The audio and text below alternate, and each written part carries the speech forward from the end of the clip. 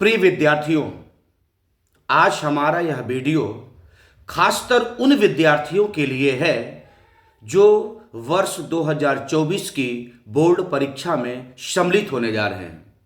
अर्थात 10वीं और 12वीं के ऐसे बच्चे जो किसी भी बोर्ड से हों, यूपी बोर्ड, सीबीएसई बोर्ड, अन्य तमाम प्रकार के विभिन्न राज्यों के बोर्ड हैं, विभिन्न केंद्रीय बोर्ड हैं, सभी प्रकार के बोर्ड में सम्मिलित होने वाले 10वीं और 12वीं के विद्यार्थियों के लिए आज मैं विशेष तौर से ये एक छोटा सा वीडियो बना करके ये बताने का प्रयास किया हूँ कि कैसे बोर्ड परीक्षा में आप बेहतर अंक अर्जित कर सकते हैं। प्रिय विद्यार्थियों, आप लोगों ने देखा होगा कि कुछ विद्यार्थी ऐसे होते हैं कि बोर्ड परीक्षा में उनके प्रश्न पत्र में जितने प्रश्न पूछे जाते हैं सारे प्रश्नों का उत्तर लिख करके आते हैं, लेकिन सारे प्रश्नों के उत्तर लिखने के बावजूद कुछ विद्यार्थियों को औसत अंक प्राप्त हो पाते हैं, लेकिन उसी में से कुछ विद्यार्थी टॉप कर जाते हैं, टॉपर की श्रेणी में आते हैं, प्रदेश में पहला स्थान पाते हैं, अपने देश में पहला स्थान पा लेते हैं। तो आखिर में ये अंतर कहां होता है, एक गैप कहां से आ जाता है कि सभी विद्यार्थी सारे प्रश्नों का उत्तर देकर के आते हैं, लेकिन कुछ विद्यार्थियों को औसत नंबर प्राप्त होते हैं, लेकिन उसी में से कुछ विद्यार्थी टॉपर की श्रेणी में आ जाते हैं। प्रिय विद्यार्थियों, बहुत गहरी बात आपको बताने का प्रयास कर रहा हूं कि ये जो नंबर की गैपिंग होती है, ये जो नंबरों का इतना बड़ा अंतर होता है, यह सिर्फ और सिर्फ आपके लिखने की कला पर निर्भर करता है। हाँ विद्यार्थियों, आपके लेखन शैली से आपके अंक निर्धारित होते हैं। विद्यार्थियों, हमारी बात पर गौर करिएगा। आप अपनी क्लास में पढ़ रहे हैं, आप कितने अच्छे विद्यार्थी हैं, कितने ब्रिलियंट विद्यार्थी हैं, आपको चीजें कितनी याद है, आप चीजों को कितनी जल्दी स्मरण करके अपने अध्यापक को सुना देते हैं, एक अलग का मुद्दा हो जाता है। लेकिन जब हमारी कॉपी, जब हमारी आंसर शीट चेक होने के लिए जाती है तो बाहर के परीक्षक उसका मूल्यांकन करते हैं। अब बाहर के परीक्षक जो होते हैं उन्हें हमारा नाम पता है, न तो ये पता है कि मैं जिस विद्यार्थी की कॉपी चेक कर रहा हूं यह प्रतिदिन विद्यालय आता था, चीज़ों को बहुत जल्दी याद करके सुना देता था, इसे सारी चीज़ें रटी हुई हैं, इससे उसका कोई मतलब नहीं है, ना तो जानता है इन सब चीज़ों के बारे में।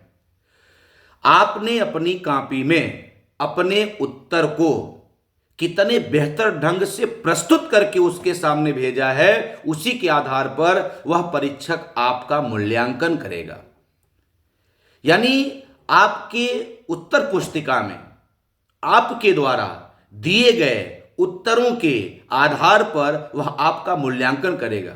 यानी आपने अपने उत्तर को कितने बेहतर तरीके से लिख करके प्रस्तुत किया है, कितने बेहतर तरीके से आपने उत्तर को लिखा है, इसी के आधार पर आपका मूल्यांकन होगा।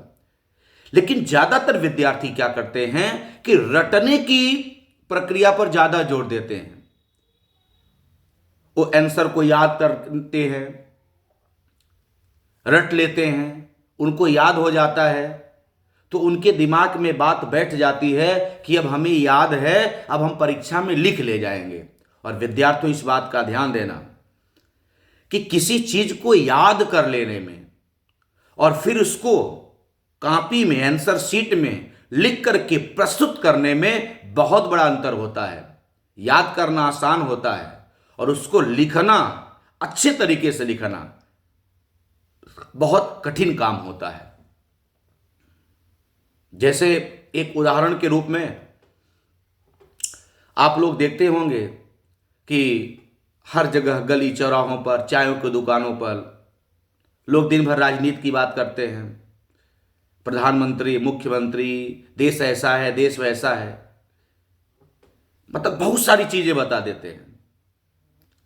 अगर उनसे आप इतना कह दीजिए कि आप 200 शब्दों में एक प्रधानमंत्री पर निबंध लिख दीजिए, या अपने देश के बारे में 200 शब्द लिखिए, या अपने देश की वर्तमान व्यवस्था पर, देश की सामाजिक व्यवस्था पर, देश की आर्थिक व्यवस्था पर 200 शब्दों में पे कुछ लिख करके दिखाइए, तो यकीन मानिए उसमें से ज्यादातर लोगों में 2-4 लाइन के बाद कलम आगे नहीं बढ़ेगी।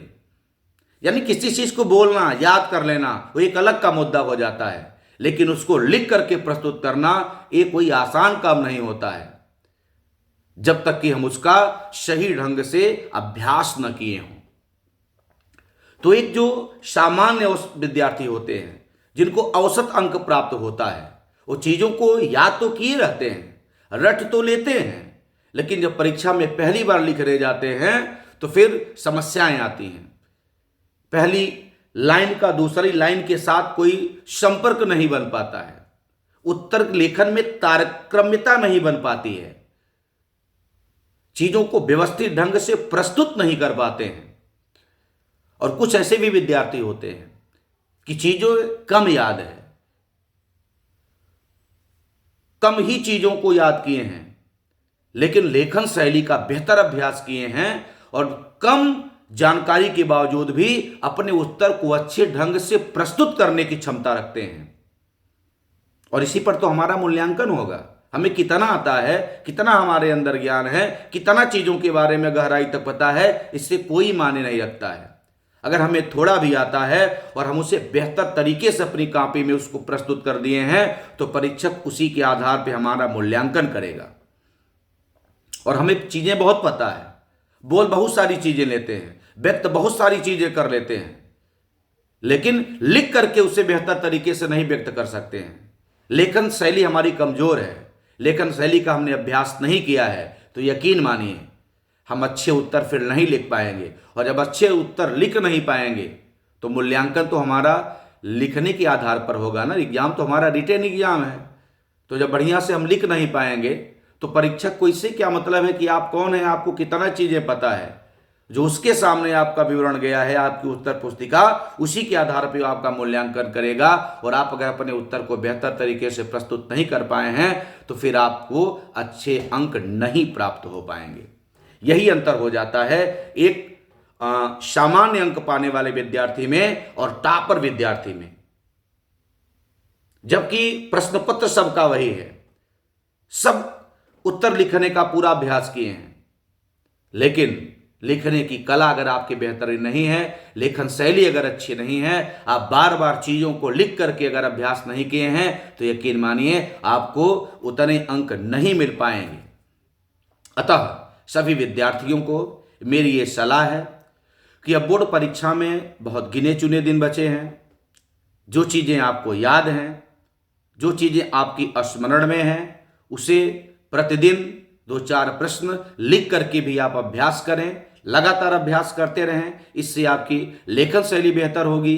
लेखन शैली आपकी बेहतर होगी तो बोर्ड परीक्षा में आप अपने उत्तर को अच्छे ढंग से प्रस्तुत कर पाएंगे। और जब आपके उत्तर अच्छे ढंग से प्रस्तुत रहेंगे तो परीक्षक आपकी कॉपी का, आपके उत्तर पुस्तिका का मूल्यांकन जब करेगा तो वह आपको अच्छे अंक प्रदान करेगा।